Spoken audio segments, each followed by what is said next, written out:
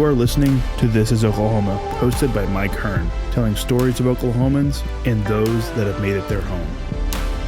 Before we get into today's episode, I want to tell you a little bit about our current sponsors, the Oklahoma Hall of Fame.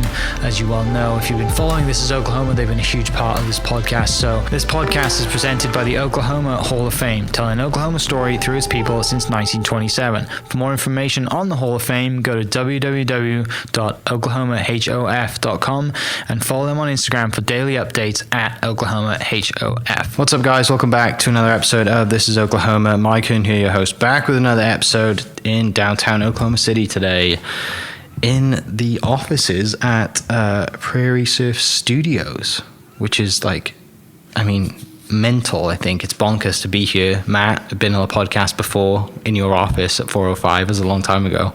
And then we did another one, which was when this was just kind of in the works and you couldn't really talk much about it.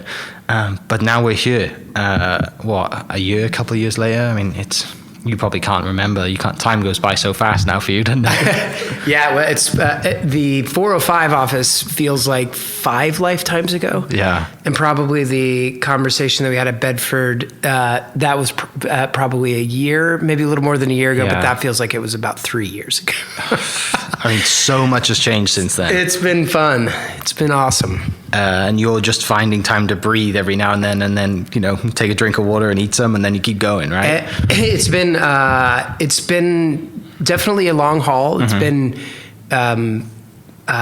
just a really, really exciting time to be in Oklahoma City, and starting this film studio in the middle of downtown was certainly something that went from being kind of a romantic notion, kind of thought up by a couple of creatives, to wow, now we're in downtown Oklahoma City. We have retrofitted sound stages. We're talking to productions. I have a movie filming in the former arena as we speak. Yeah. And now it's real. There's a real film industry here in Oklahoma, and it's just going to keep growing. Which is, obviously this was a dream for you, Rachel, and many others.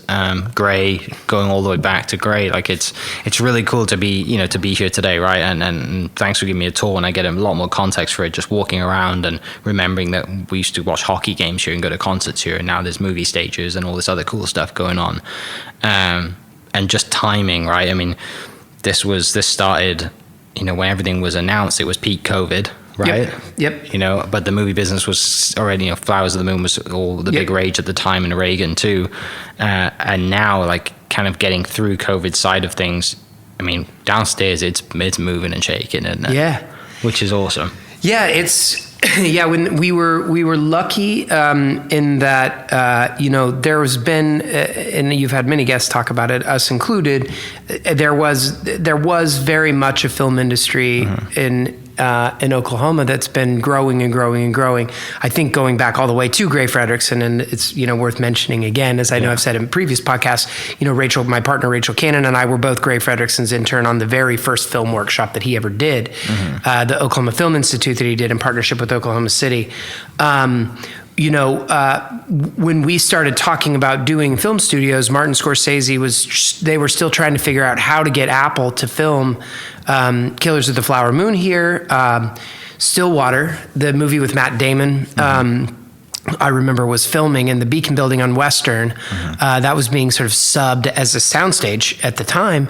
That was being filmed here, and of course Minari got nominated for an Oscar, and so we've been able to sort of ride on the momentum of projects like that. Reservation Dogs, shout out to Sterling Harjo and those guys.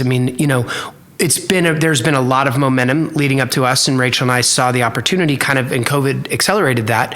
And this all moved quite fast. We passed alongside several other champions of Oklahoma film, we were able to put a $30 million cash rebate in place that makes us far more attractive to productions. We've done these sound stages. We have 5 sound stages that are in use as we speak, and will continue to be so. And then the third thing that we had to figure out over that period of time was who was going to work on these movies. And we had a crew base that's been growing and improving on bigger and bigger projects, but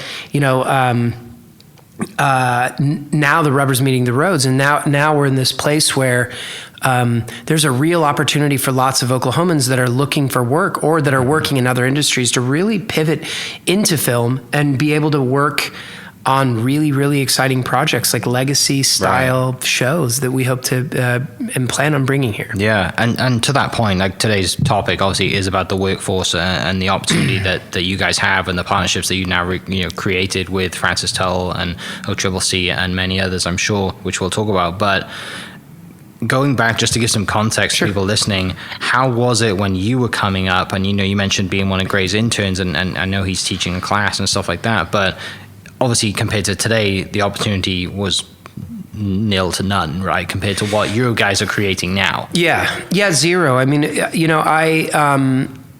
I go back to, I graduated from high school from Bishop McGinnis in 1996, and I go back to, I went to first the University of Kansas very briefly, and then transferred back to OU, and I love the movies. I remember, watching Good Will Hunting and thinking, my God, that's so cool. Those guys wrote a screenplay, but it wasn't really even in my brain that you could write films. Like I remember just having ideas and I could make this. It'd be so cool.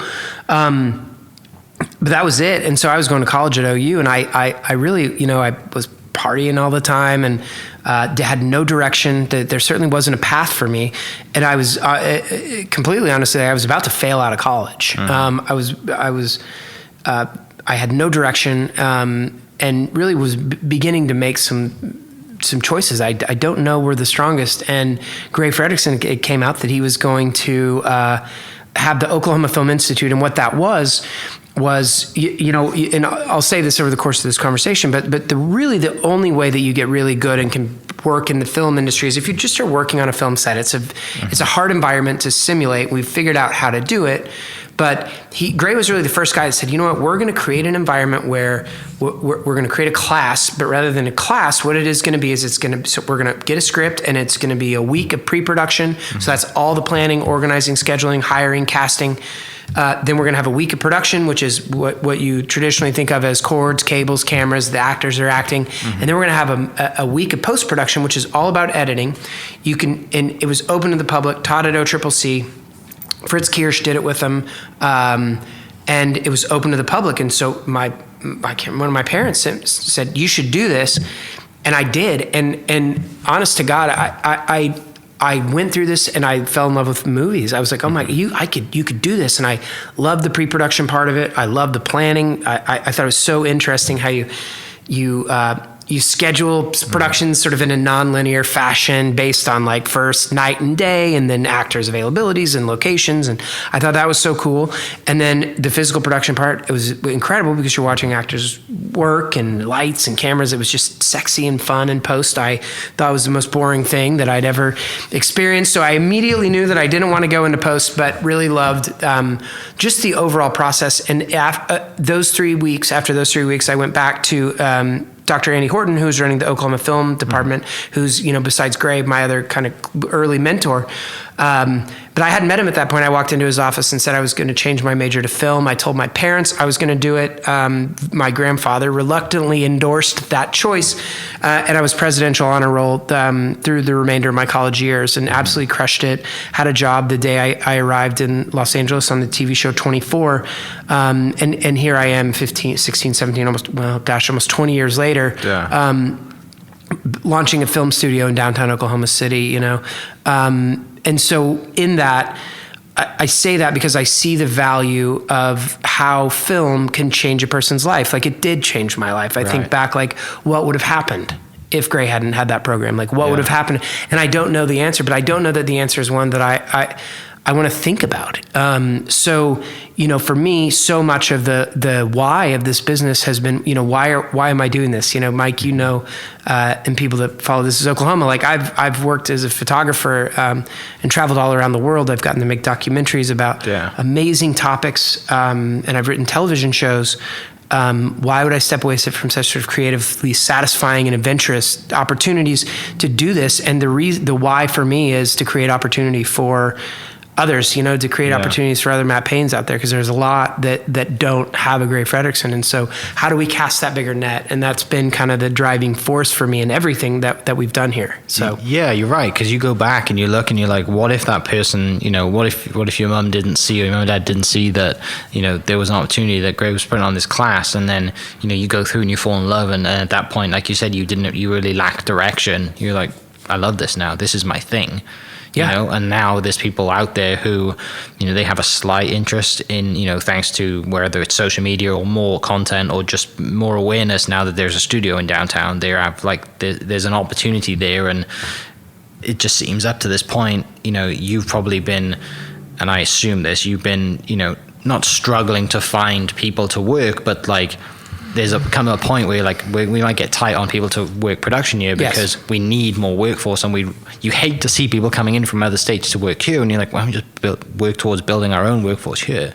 Yeah, that's right. I mean, going back to the list of projects that have been shot in Oklahoma, I mean, we do have a crew base. There are people to learn from. I was having a conversation with the head of the Oklahoma Film and Music Office, Tavasovsky, and we were just chatting about resumes and Oklahoma hires, and it occurred to me, kind of as we were having the conversation, if I were let's pretend I was just a key grip in Los Angeles, and I'm looking at resumes, and someone put a resume in front of me and take location out of it, and I looked at it and it said, this guy's worked in the last 3 years on 5 projects: Minari, Killers of the Flower Moon, Reservation Dogs, American Underdog, and Stillwater.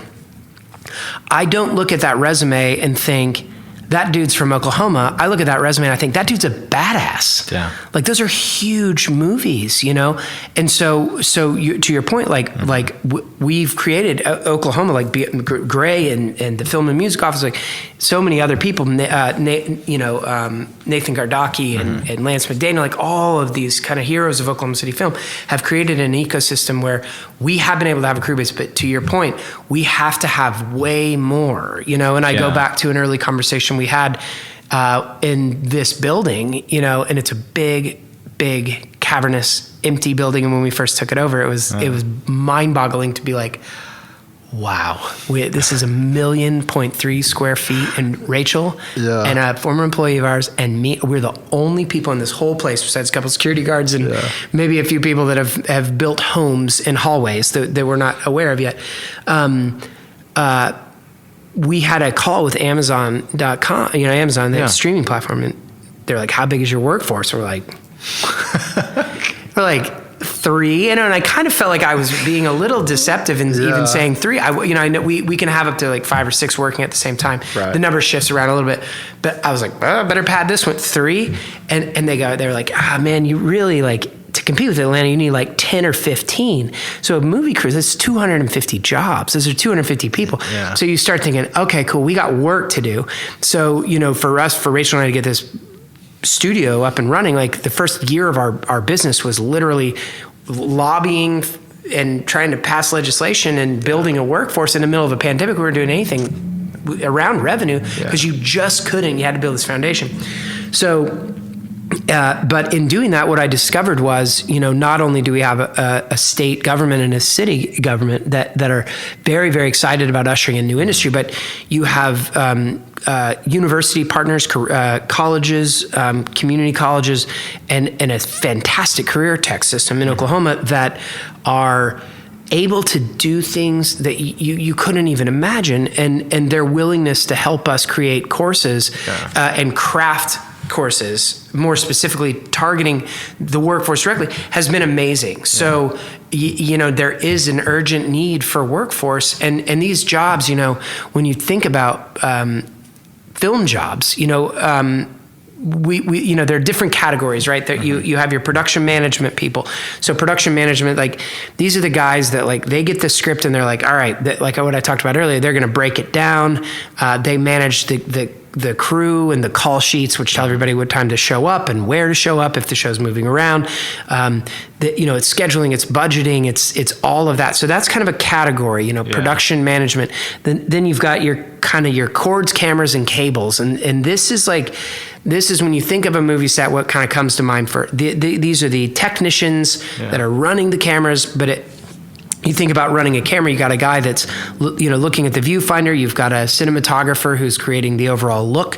And then you got a guy who's pulling focus. And then you got a guy who's running things from the truck to the truck. That's for one camera. And then sometimes they're running 3 and 4 cameras at the same time. So just think of the number of people that are employed in that. And then you've got all the lights, right? And you saw the stage down. That's a smaller film. Yeah.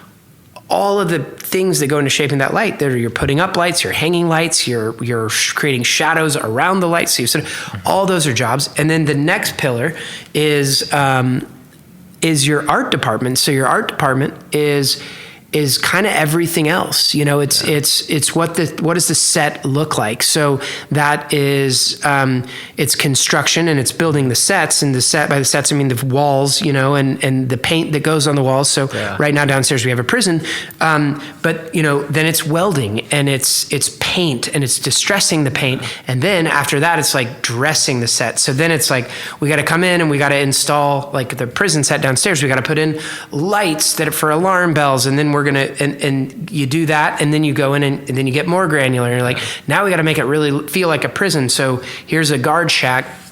Let's fill it up with coffee cups and a bulletin board full of personal items. And this may not even be a room that we see in the movie, but for this sort of sake of ambience, let's go ahead and dress it. And here's a half-drunk cup of coffee and a folded newspaper and a Agatha Christie book. And someone is actively making the choices to put all of this stuff. And then somebody has to go buy all that stuff, right? So sometimes there's prop houses, but then a lot of times there's sourcing. So there are buyers. All of this falls under art department, and then you have what the crew touches, right? So there's what's set on the set, that's your set dressing, but then what you have is you've got your props, right? And you got your costumes, and props are different things. Costumes you wear, props are things you interact with. All those props, have to be built or they have to be sourced, and then they have to be managed. Same with costumes, and then you've got kind of hair and makeup, and all of these jobs that I just described. Yes, there are film students that want to get into film, and they want to go get a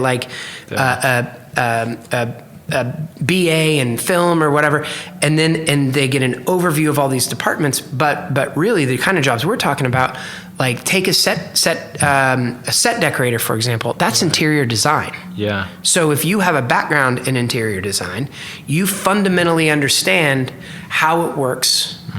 Outside of that context. So that's a job for someone that likes to shop. That's a job for an interior decorator. That's a job. So it's for different people. Like you think about construction, like construction's the same on a set as it is on a construction site. There are different methods, but there are skills that a construction worker has that you can then pivot, and quickly you have construction workers that are able to do things on film sets. And frankly, the wages are much, much higher on film sets, and you're part of something that's cool and exciting. So there's transitional jobs in that capacity. On the cords and cable, like think about the technicians.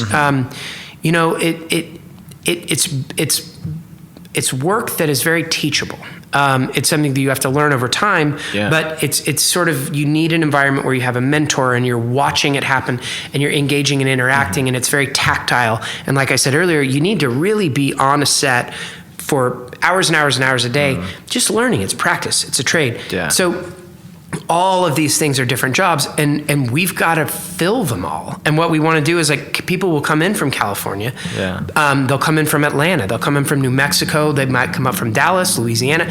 But let's make these jobs Oklahoman jobs. And so for me, the task became like, how do we work with our fantastic education, like the flexibility of these schools and these career techs to accelerate the growth of this crew. And so that has been really kind of one of my key tasks at Prairie Surf, is making sure that there are programs in place to do that. And we've had a lot of success. When we started, it was a bit daunting, because how do you do this? Who's going to teach the classes? Right. Who's going to write the curriculum? But over time, and then who's going to take the classes? How are we going to market them?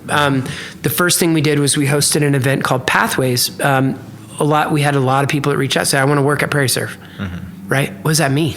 Yeah. You want to like, okay, cool. Like, what are you going to do? Yeah. Like one of 500 jobs you can apply for. And the thing is like, for us, like, well, there's only 3 people working in my company besides Rachel and I. So then it became, let's give them how do we give people direction? And the reality is like productions are going to hire most people, not us. Yeah. But what we can do is we can tell you what productions are looking for. Mm-hmm. So we hosted events where we gave people direction. We've had all our partner schools kind of come and show up. We do panels. We've done nonprofit workshops, simulated set workshops. But now what we're really leaning into is like really leaning into the schools themselves to begin to create these accelerated classes so that people can get in and really, really, really learn how to do this. As we move towards bringing in bigger and bigger productions, which we're very close to doing, our partnerships are locked in place, and we have clear courses taught by industry professionals, the best in the state, that have built programs that are designed basically so that when you complete these classes, you have trained under the very people that would likely be hiring you as opportunities present themselves in the go forward. Yeah. So it's a lot more about raising awareness to build a future pipeline, right? Because like 100%. I said, you've already kind of got a workforce, but those workforce are going to get older, they might retire, whatever. Like you need to fulfill that. But it seems all of the stuff you just mentioned, like you're right, can people working in construction? I mean, I bet if you walked up to every single construction worker on the street and you asked them, hey, did you ever know that you could work on a movie set? Most of them would say, I had no idea. No. You know? Well, getting into some of these partnerships, this very cool thing happened so there's a set designer in town named Chris Rose, very, very smart guy, Oklahoman, and he's the production designer by title. And so he worked, he did the set design for the production design. So production is the overall look of the film. Anything that's not, it's what the camera captures, less people. Chris has been kind enough to put together a class for us at Francis Tuttle, starting at Francis Tuttle, but we're gonna do courses at every career tech in the city. So it's our partnership is not exclusive to them. But anyway, Chris sits down with us to talk about how do we build a program here, using the existing construction program. Right. And Chris is building a set down. He's got a set built down here on stage 4 at Prairie Surf.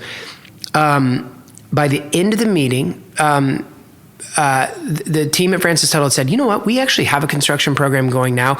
We could use that program to help you build a set for this movie, and that will offset a little bit of cost. So I think it's about 34 students that had signed up for a construction program at Francis Tuttle suddenly found themselves working to build an execution chamber for a film, for a feature film that's going to be shot in Oklahoma, and the guy supervising him is the guy that will ultimately hire them in perpetuity. So like that's the kind of cool one. It's a testament to how nimble our career tech system is. Yeah. 2, it shows that not one of those people thought they were going to ever work in the movie business. They did not start their class 2 weeks earlier thinking maybe I'll be in the picture business. That didn't happen. They just happenstance, and that's how I see it working that way for lots of people. And what I want to do is get that message out that like, are you looking at your life and going, this could be more interesting? Are you an accountant? I had a conversation with a banker yesterday. And he works for a very prominent bank, very, very bright guy who works in finance.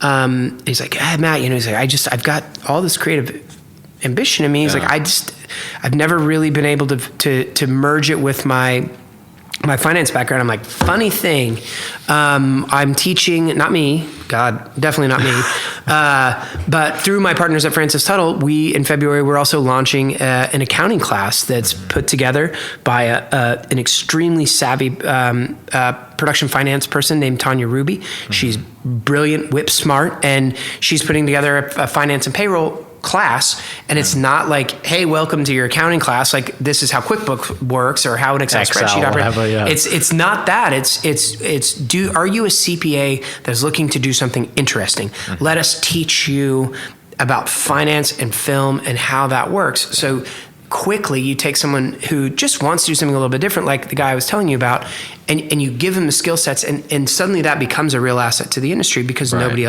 does it currently, but let's build an environment where that can happen. So these are the kinds of things that we're working on. So it's just building relationships, like I said, with the local, like Francis Tuttle, OCCC, to just be more aware, to say, hang on a second, like here's an opportunity to be more creative and more movie business focused. Sure. And then you open the door, open the toolbox, and there's a million different jobs that you can choose from to just point someone in every direction. Absolutely. There are, film art department boot camps, what we're calling our program at Francis Tuttle, that starts February 5th. This is it's a program in set design, construction, and prop creation, right? So those are kind of the main touch points, and it include, it's construction. These are for all kinds of people. Anybody can take this, but you're taking class. It's not only Chris Rose that's teaching this class. It's the people that also work underneath Chris Rose. So say, you're in a construction class, you're going to learn about props. You like props. Like now I'm on a path to be a prop guy. The way that these classes were designed was you're going to be learning from the people that will hire you. Yeah. And so what they were told to do is like, hey, teach the skills that you would need someone at an entry level to come in and have to make this work. So the advantage, like, yes, from an education perspective, you're getting that, but really what this business industry is about, it is about networking.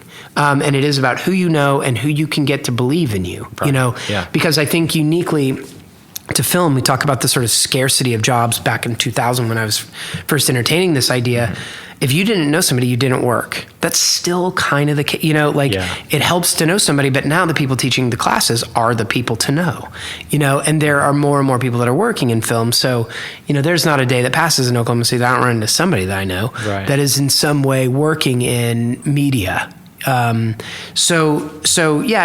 a networking thing, and it's also sort of, I think for people that are curious about how to get into film, it's recognizing what skills you currently have and how do those skills pivot, into a similar film-based track. If you're, you're an accountant, you want to be a screenwriter, like I cannot help you into the film industry. Right. If you are a construction guy that wants to be a DP, a director of photography, like it's a tough transition. However, you can move into the construction department, which falls under production design, and there's a clear path to, like, if you know how to network, like, all right, I'm going to befriend the electricians. They're going to give me some advice, and they're going to take me under their wing because, again, us film people, somebody believed in us. Most of us want to extend that. Yeah. I mean, to that point, I have a friend who she worked on sets as doing makeup, and now she's a stunt woman because she was doing the stunt. She ended up doing the makeup of the stunt people and was like, I want to do that. I can do that. I'm pretty athletic. And then through the years of just hard working and grinding and networking, she's now a stunt woman. That's wild. Like, she lives in Tulsa and crushes it. I mean, she doesn't spend much time in Tulsa. She's always on the road. Yeah. But yeah, like just stories of, just being in the room, right? Just getting in the room, whatever it is that you're interested in, doing it that way.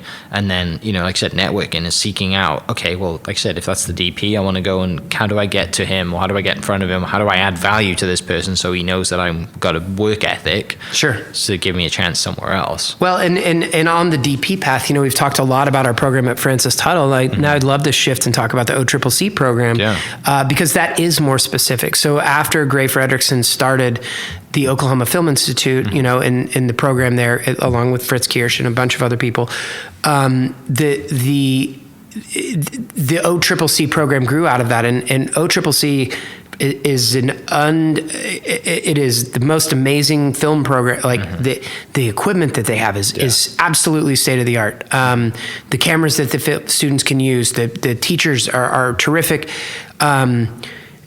It has an outstanding film program. It's an associate's program, so it's a 2-year program, that requires gen eds and different things. But historically, most of the people that are working in our film industry currently, at some point, including John Shryock, who is going to be taking the class teaching the class that we're hosting with him. But what was happening was, in a 2-year program, it's still not that hyper focused. Like now I know how to be a grip. Now I know how to be an electrician. Okay.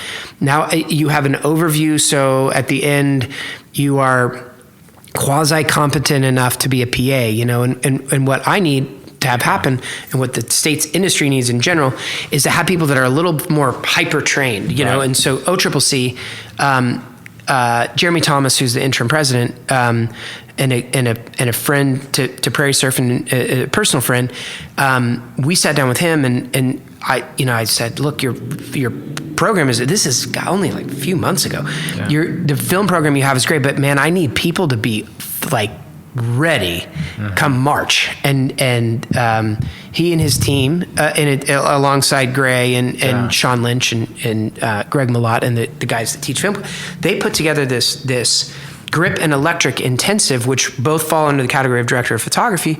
And this intensive, which starts on January 3rd, is the most, to me, if you are interested in working on a set at all, I don't think there's anything that you can do, frankly, in the country, that will better prepare you to jump into an actual position on a film than this intensive. So the class itself, so Oklahoma's got some real rock stars that are on set. Among them is a guy named Steve Matheson. Steve was he was the light designer for little movie called Black Panther. He was involved with the project called Thor, if you've heard of that. He also he cut his teeth on the Halloween franchise, and most recently did Reservation Dogs. So really, really prolific. Based here in Oklahoma, spent a lot of time in Los Angeles as well. Steve's a mentor, and again, like I talk about these guys who want to give back. Steve and John, who I'll mention as well. He put together a month, along with John Triac, put together a month-long intensive. It is it's 8 to 5. It runs from January 3rd to the first week of February, and you're doing everything grip and electric. So it's learning every cord, every cable, every flag, every cease, every stand, every power box that exists, and what these guys are doing. But when you're talking about grip and electric, what you're doing is you're learning the fundamentals of lighting and being a cinematographer. So if you're interested in cinematography and camera work, this is sort of the gateway class. In a month, you're going to know more than most kids know coming out of USC. Film, because it's every single day taught by guys that are doing it, and the guys teaching the class again are the guys that work in the state. So those are the guys that are going to hire you. So you have some really, really cool. So it's capped at 30 people. You've got some great creative competition, that will exist among students, because they know they're auditioning the whole time they're in the class for jobs. We're doing it in partnership with OCCC. So even if Steve doesn't wind up working on a Prairie Surf project, we're certainly aware of who they are. And when productions come in here, they say, who are the best people? Well, we think that these are the best people. And we believe that this program is training people to come in kind of apprentice ready. So that program to me, is going to be outstanding. And what we plan to do is continue to grow these kinds of programs, and ultimately the goal is to move them into more of a certification type program. So at the end of this program, not only, so when we talk about like cords, cables, lights, what it also includes is scissor lifts. What it also includes driving a fork truck, condors and stuff like that. So you get all your OSHA certifications out of this program as well, because safety is key. So, it's a really, really great opportunity to get fast tracked into it. And one of the things, we talk about, who are these classes for? If you've worked in an oil field and it's lifting heavy things, it's making smart, important decisions around safety and weight distribution and electricity and power. Like if you're someone coming from, again, like construction, the oil field, like this is a really, really, really good alternative path to a really good job. These jobs pay sometimes $350 a day, $400 a day, if you can land them.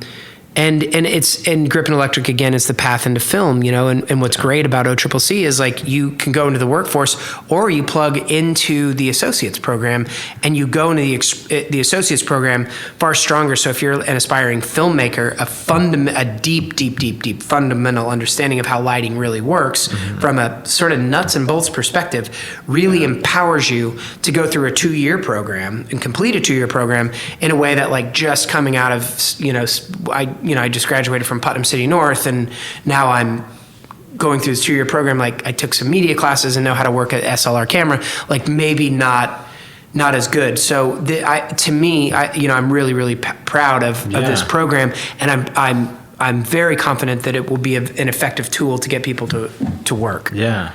So OCCC and Francis Tuttle are the main ones right now. And then the plan obviously is to get it in as many places as possible, and just to get, like I said, give that opportunity to anyone who wants to come up, that, when they look at the class list or whatever and they think, oh, film, that sounds awesome. How do I get into that? And then there's a spider web of things that can add into that, as we've just spoken about. Yeah, I mean, there's a lot of people that are film curious. There are so many people. Again, I'll go back to my friend that's an accountant. Is like, I just want to get in this, but I don't know how. Yeah. These are the pathways, because these are the pillars of the industry. It's production design and the photography component. The other thing, what we talk about, I always think of there being kind of 3 categories of, well, 4 if you include post, but of ways to kind of work in the film industry. In Oklahoma, it's you want to be a filmmaker, so you're very narratively driven, or you just want to work in movies, So I taught at OCCC. So when I moved back from Los Angeles in 2015, and in 2016 was offered an adjunct teaching position at Oklahoma City University, who is also now a partner of ours. And they've been tremendous on the workshops. I'll talk a little bit about those as well. What I learned was, I had really 3 different kinds of students. I had students that really wanted to create, and they were cinephiles, and they were obsessed with movies, and they want to be the next Spielberg or whoever, And then you had these other kids that they just they want to be on set, and they want to be camera grip. They want to be a production coordinator. They don't care. They just want to be in movies. And so for me, it was like, let's find. We need to have both of those. So the Francis Tuttle program I talked about, and again, like the whole career tech system at large is going to get more and more into this, and we hope to work with every single one of them in some capacity to help them grow their programs. Francis Tuttle being kind of our beta with the Oklahoma City Compact, being kind of a partner in that as well. Oklahoma City University, what that school is for us. It's about application of skills that you learn in the career tech or out of the 2-year program. It's all right. Now it's time to make films, so we've really gotten involved with, like, I love teaching screenwriting. I've taught screenwriting workshops here at Prairie Surf. That's where we hope to really lean in and make filmmakers. But what OCU has also been a great partner in doing is allowing us to do like 3-day masterclass type workshops. So we did a production design one with them where students build a set that's still on stage 1 here at Prairie Surf.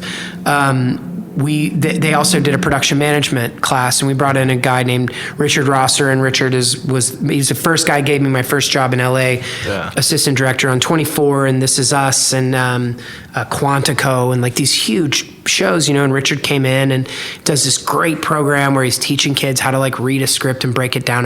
So OCU has been so good at, while it is a 4-year program, and that's a much bigger commitment, what they've also done is they've been a really good partner in like bringing in really top level people to do kind of masterclass stuff. So we hope to kind of continue with that, because not everybody wants to take a workshop. There's so many people that are curious about movies. Right. Here they're like, I just want to know a little bit about screenwriting. How can I learn? So we're working with them to make sure that there's that path. And then, for me, when we talk about where we hope to be as a business, like, I love the idea of this building, Prairie Surf Media and downtown Prairie Surf Studios in downtown Oklahoma City, having 500 people all working in films that are then, a year later being broadcast, and people are watching them all around the world. And when I ultimately get to go back to travel photography and I'm in Shanghai, I can look at a billboard and be like, that was made in my studio. Yeah.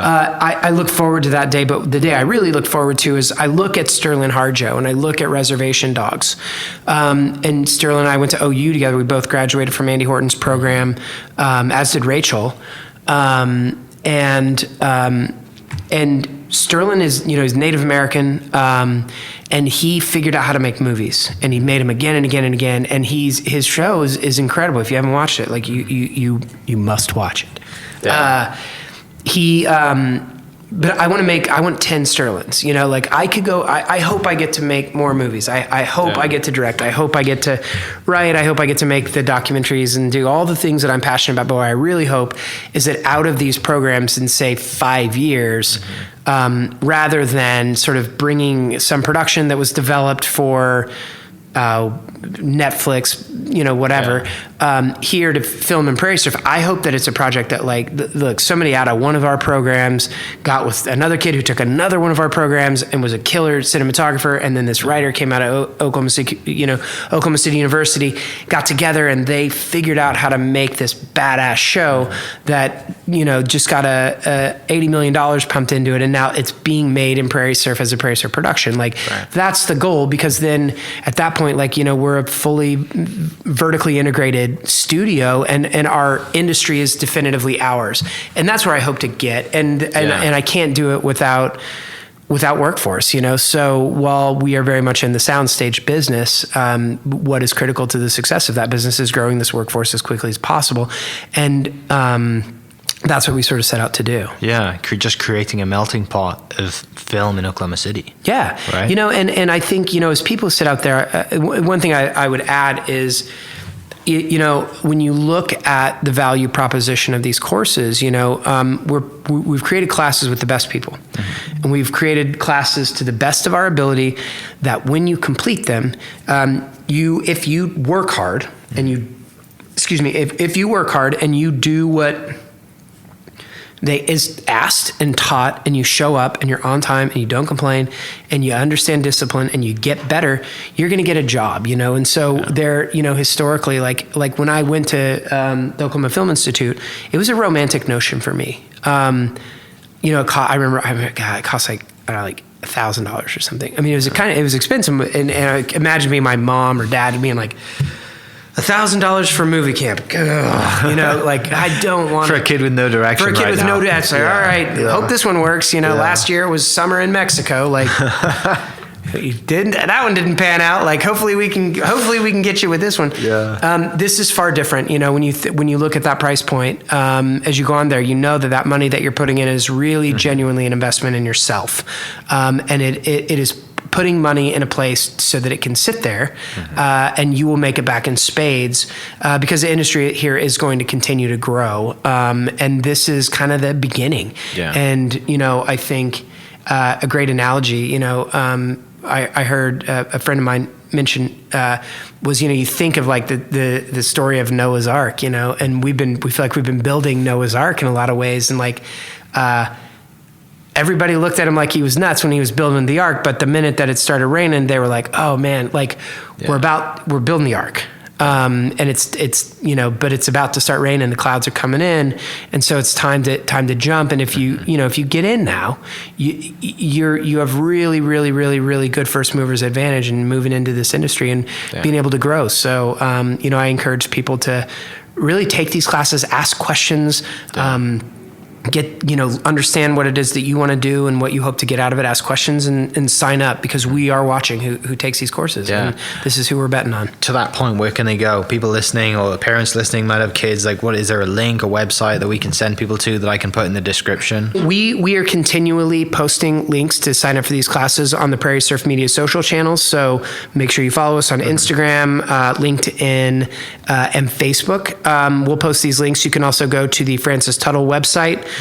Look up film, you know, search for film. It'll pop up. OCCC is the same. To learn about OCU and other workshops that we will be doing, just continue to follow us on social media. And the other thing I would recommend doing is follow the Oklahoma Film and Music Office. The Film and Music Office does a fantastic job through all their social platforms, as well as their subscription service, to promoting all sort of local classes. So I recommend doing that as well. Awesome. Well, mate, thanks for your time. I appreciate you, just showing me around. It's been a long time that you've been working on this, and I know you've been working so hard that you really don't have much spare time, but I really appreciate you, showing me around, and it's cool to see. And, I can't wait to come back in 6 months or a year and just see how crazy everything else has grown, and just the stage is going to be full with crazy stuff going on, sets building, and then, like you said, in a year or two time, we're going to see a movie, and you're like, that was made here.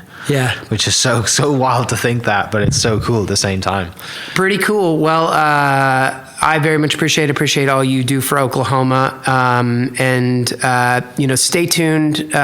We've got some very, very exciting announcements that are coming up. And I think as you think about kind of jumping into the film space, the announcements that are to follow over the next 6 weeks or so will just further entice you and convince you that there is opportunity to be had here in this film space. So, Mike, I appreciate you, man. Thank you. Appreciate you. For everyone listening, I'll post the links that Matt mentioned in the description, and we will catch you next episode. See ya. This podcast is presented by the Oklahoma Hall of Fame, telling Oklahoma story through its people since 1927. For more information on the Hall of Fame, go to www.oklahomahof.com and follow them on Instagram for daily updates at oklahomahof. Thank you for listening. We are inspired by those around us and hope that you are too. Make sure you subscribe to this podcast on your favorite podcast platform and leave us a review so we can keep telling your stories.